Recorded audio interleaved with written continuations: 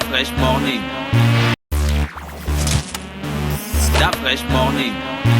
Ça le fait sur les 104.5 Urban FM. La station urbaine, Gina nous parle de cancer ce matin, c'est ça Gina? Oui, on parle de cancer ce matin parce qu'aujourd'hui c'est le 4 février. Et si votre mémoire est bonne, vous savez que chaque année, le 4 février, c'est la journée mondiale en fait contre le cancer. Et donc c'est pour ça qu'aujourd'hui on a décidé de parler du cancer. Alors pourquoi parler de cette journée mondiale contre le cancer? C'est parce que bien entendu le cancer c'est un terme général en fait appliqué à un groupe de maladies qui peuvent toucher n'importe quelle partie de l'organisme. Et l'une des caractéristiques des caractéristiques de cette maladie, c'est bien entendu la prolifération rapide de cellules anormales qui peuvent essaimer en fait dans d'autres organes, formant ce qu'on appelle des métastases, qui sont ensuite très graves pour l'hôte, en gros, ou pour la personne qui en souffre. Et de nombreux cancers peuvent donc être prévenus. Le seul point, c'est d'éviter les principaux facteurs à risque, comme le tabagisme, mais on va revenir à ça tout à l'heure. Et puis un nombre spécifique en fait de cancers peuvent être soignés par la chirurgie, la radiothérapie et puis la chimiothérapie, surtout et principalement s'ils sont détectés suffisamment tôt. D'où l'idée en fait et l'objectif d'en parler ce matin. Alors je sais que lorsqu'on parle de cancer dans notre pays, la première chose qui nous vient à l'esprit c'est Octobre Rose, parce que heureusement la fondation Sylvia Bongo Ondimba dans son initiative pour la famille a bien mis en place en fait des actions donc contre le cancer et matérialisées ou conduite chez nous par la célébration, si je peux le dire comme ça, je mets ça de griffe, par la célébration d'Octobre Rose, qui est le mois dédié à la lutte contre les cancers. Et donc, lorsque tu entends Octobre Rose, la première chose qui te vient en tête, c'est cancer du sein et cancer du col de l'utérus. Voilà. Sauf que le cancer, en fait, c'est, comme je le disais, c'est vraiment une maladie, en fait, c'est un terme général qui touche un large spectre de pathologies. Et aujourd'hui, je pense qu'on peut le voir désormais lorsque vous regardez sur les réseaux sociaux avec les appels à l'aide, les appels à contribution et autres.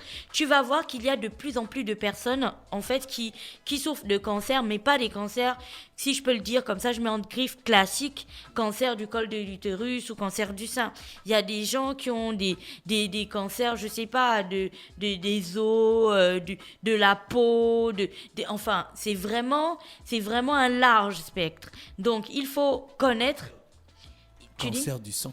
Oui, il faut connaître il faut connaître il faut d'abord accepter et reconnaître que les cancers existent. Ensuite, il faut vraiment être très très vigilant pour pouvoir, en cas de besoin, procéder à une détection rapide qui conduirait à une prise en charge tout aussi rapide qui permettrait du coup d'éviter en fait d'être dans des situations compliquées. C'est pour ça que agir contre le cancer, donc l'une des actions de la fondation Sylvia Bongo Ondimba, lorsque vous tomberez sur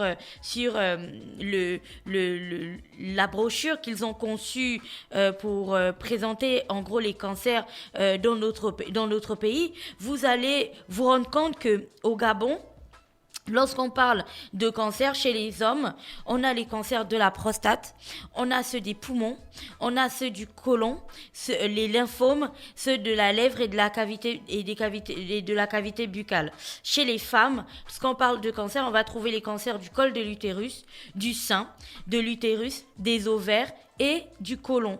Donc, c'est ça les principaux cancers, mais ça ne signifie pas que ce sont les seuls que l'on trouve. Il y en a vraiment une panoplie.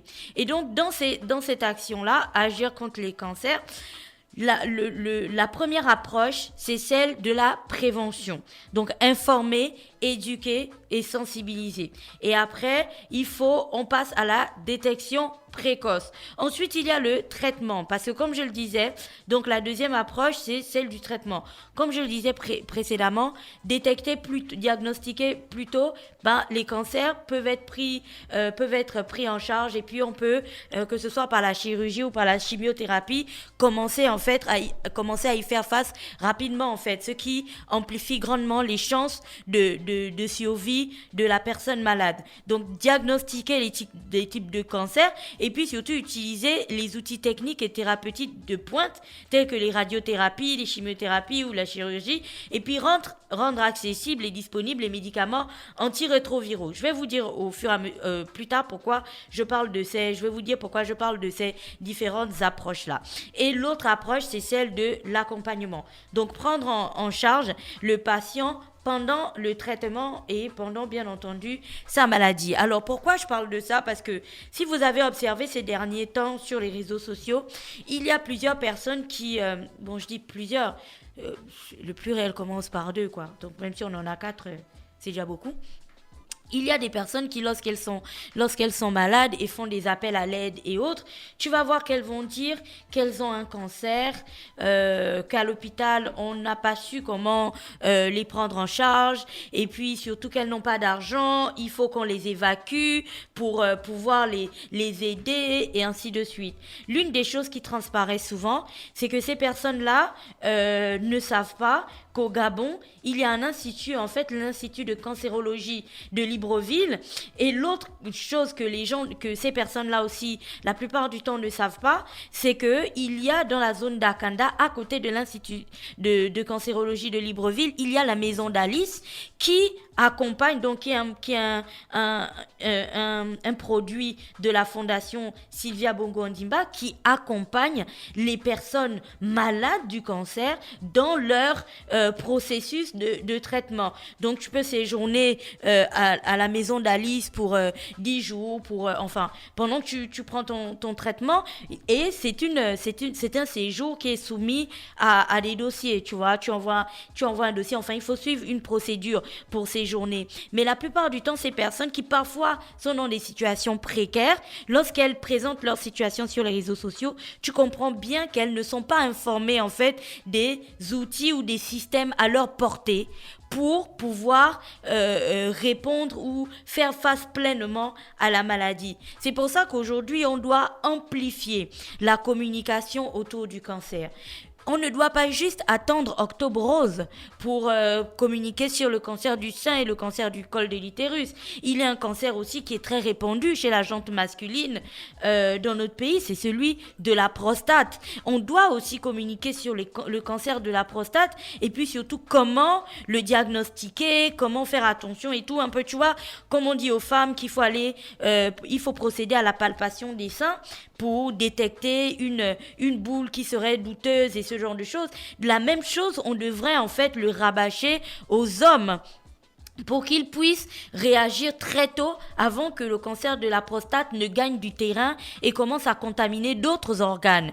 Tu vois, et à côté de ça, on doit aussi communiquer sur les différentes structures qui accompagnent les personnes atteintes de cancer dans notre pays. Alors, on n'est plus à l'époque où le cancer, c'était vraiment quelque chose, une maladie très mal connue, et surtout une maladie que l'on voyait comme genre on peut pas s'en sortir, dès qu'on te dit que tu as le cancer, c'est clair, tu vas mourir. Aujourd'hui, il y a des protocoles qui sont mis en place, il y a des systèmes qui sont mis en place, et je pense que notre pays ne fait pas partie des mauvais élèves.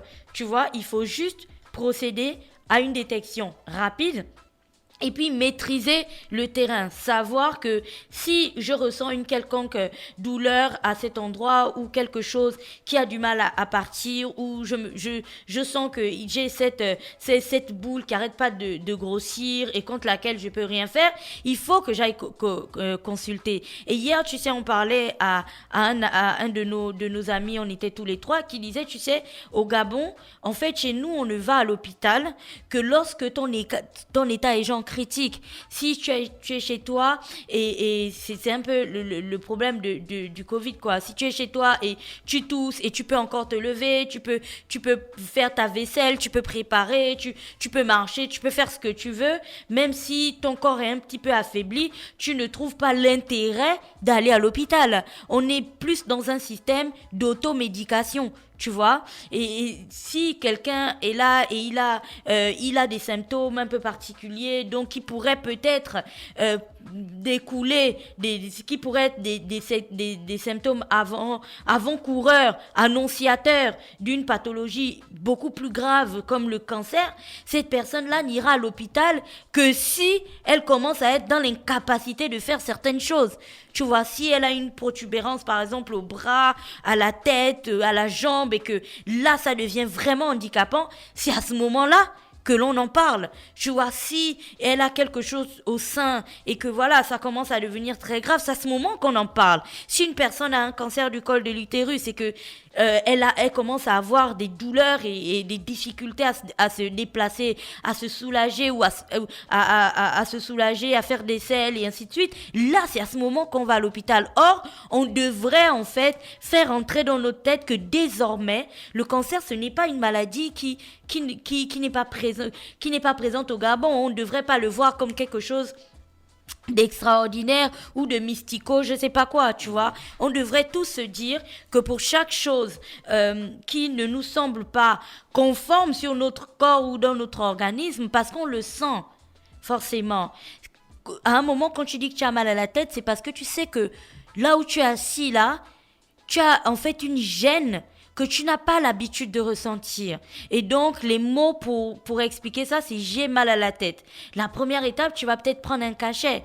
Mais si ton mal de tête s'étend sur 2 semaines, où chaque jour tu as mal à la tête, tu comprends que à ce moment précis, ce n'est plus normal et qu'il est nécessaire de consulter. Et consulter, ce n'est pas aller à la pharmacie. C'est aller voir un médecin qui va vous faire passer une batterie d'examens. Et les gens ont toujours la phrase de oui, tu sais, je suis malade, j'ai fait tous les examens, on ne trouve rien. La plupart du temps, quand on dit ça, c'est quand en vérité on n'a pas fait tous les examens en question. Parce que quand on est malade et qu'on a véritablement fait les examens, il y a forcément quelque chose qui ressortiront des résultats d'examen. Et donc il est important aujourd'hui de connaître la maladie, d'en apprendre un peu plus parce que aucun d'entre nous n'est à l'abri de cette pathologie. Que vous soyez une femme, que vous soyez un homme, que vous soyez un enfant, malheureusement, même les enfants sont touchés par le cancer. Et c'est en ça que la conférence débat, vous en souvenez, l'année dernière, la fondation Sylvia Bongo Ondimba avait organisé une conférence débat sur la question des cancers, qui reste l'une des plus grandes causes de mortalité dans notre pays, en Afrique et dans le monde. Et donc, ils avaient organisé une conférence débat à la maison d'Alice, où il y avait bien sûr les interventions de plusieurs experts du domaine. Cette année, Covid-19 oblige, ils ne peuvent plus faire cette conférence avec tous les invités qu'il y avait à la fondation. Par contre, en collaboration avec l'Union internationale contre le cancer, la fondation Sylvia Bongo Ondimba pour la famille va organiser donc aujourd'hui une conférence débat virtuelle dans le cadre de la journée mondiale dédiée à la lutte contre le cancer. Et donc parmi les thématiques abordées, il y aura le rôle des sciences humaines et sociales dans les politiques nationales de lutte contre les cancers en Afrique, les échanges et puis les bonnes pratiques aussi sur les registres du cancer et puis la contribution de la société civile dans la lutte. On ne perd rien à prendre des connaissances, tu vois, chaque jour. Au contraire, on s'enrichit en fait des connaissances que l'on emmagasine chaque jour. Donc, je pense qu'il serait important pour vous de vous connecter et de suivre cette conférence débat, histoire d'en apprendre un peu plus sur la maladie et d'être préparé en fait, d'être prêt au cas où un de vos amis, de vos parents, une de vos connaissances ou même vous-même, vous seriez un jour confronté à cette maladie. Voilà, c'était tout pour aujourd'hui. Merci Gina, qui revenait donc sur c'est la journée internationale de la lutte contre le cancer. C'est la journée mondiale contre le cancer. La journée mondiale contre le cancer sur les 104.5 Urban FM, la station urbaine. Stop Fresh Morning.